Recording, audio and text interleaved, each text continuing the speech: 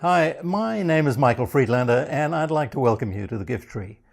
The story I'd like to share with you today is a story that I've called The Early Bird Special and the Biker. But before I get into the story, I need to give you a little context to it, because after all, don't most stories need little context? So here's the context. I'm a cancer survivor, and I'm happy to tell you that the cancer's gone. I've fully recovered. But what made it just a little more traumatic for me than it might otherwise have been is that many years ago, a very close friend of mine, whose name was Mitch, contracted exactly the same form of cancer that I landed up with, and he died.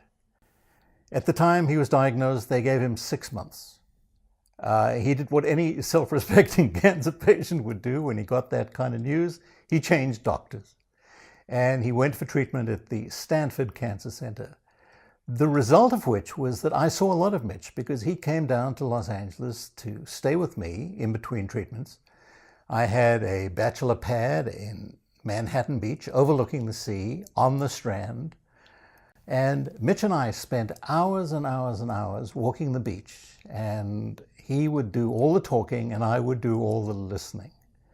And I'll never forget how he shared his cancer experiences with me. He told me, for example, how important it was to surround himself with people who laughed easily and could make him laugh. He told me how important it was not to be upset by unimportant people, and how important it was, under all circumstances, never to feel sorry for himself and never to give up. And what made this really weird for me later on was that when I experienced my own cancer, I had exactly the same lessons coming out of my cancer that Mitch told me about so many years ago as we walked the beaches. So anyway, Mitch survived much longer than his Montreal doctors thought that he would. He survived so long, in fact, he came to my wedding. We named our youngest son after him, Gregory Mitchell. And we became fast friends. So when I shared with some friends the lessons that I'd learned and how they were the same lessons that Mitch had learned, they asked me how this worked in practice. They asked me for some specific examples. So I said to them that I would share a story with them, which was actually quite funny, I thought. And that, not all cancer stories have to be doom and gloom. But I thought the story was funny, and it demonstrated in my mind exactly what I learned and what Mitch taught me, if you like, all those years ago. So I'd like to share that story with you. So here we go.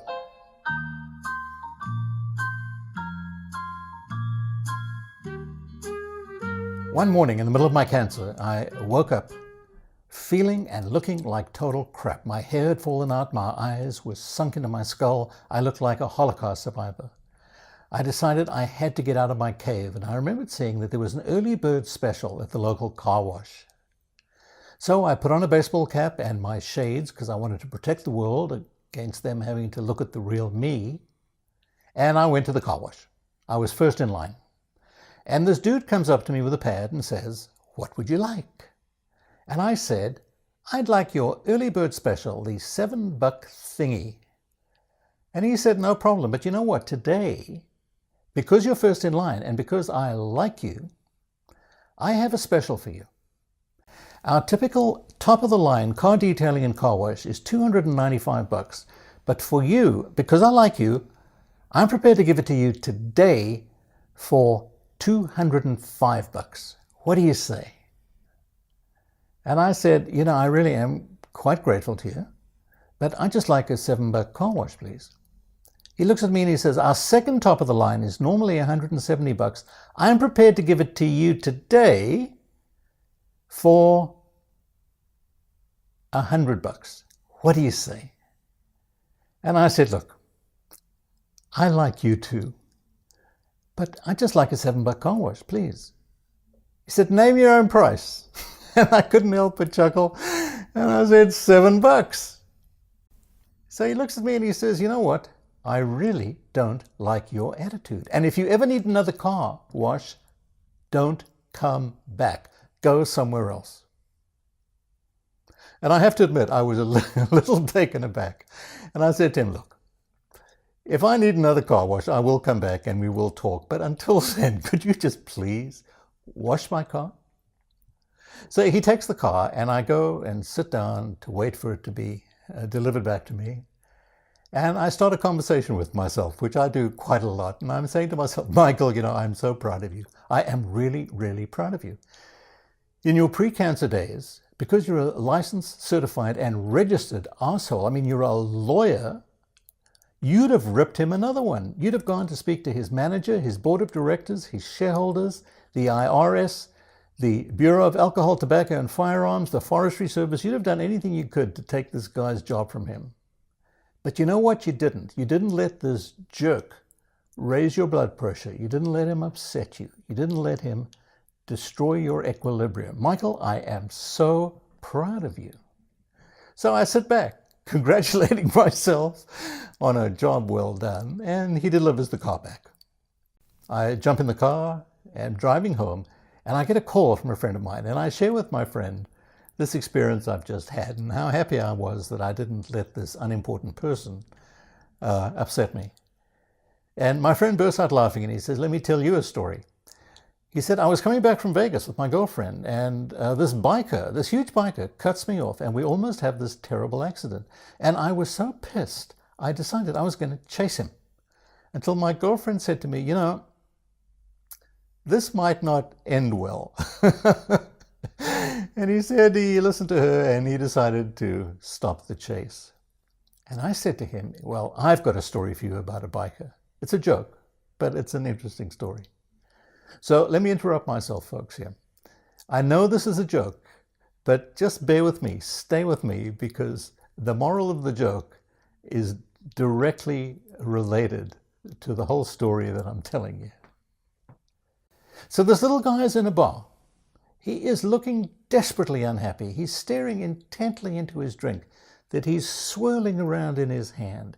He's almost sobbing into this drink when this huge biker bursts into the bar, sees this little guy sobbing, strides up to him, grabs the drink, drinks it in one gulp, and says to this little guy, stop crying. I hate seeing a grown man cry. If you don't stop crying, I'm going to beat the crap out of you. This little guy looks at him and says, you know, today's been a really bad day. I had to be at work early for an important meeting. My car wouldn't start. I was late. My boss fired me. I have to catch a cab home. I found my wife in bed with my best friend. I then discover I left my wallet in the cab that's just left. I call another cab, and before I can get in the cab, my dog bites me. And I think, to hell with it, I've had it, it's enough. I'm going to end it all. The second cab comes, I say to him, take me to a bar, but on the way we need to stop at a pharmacy. Which we did.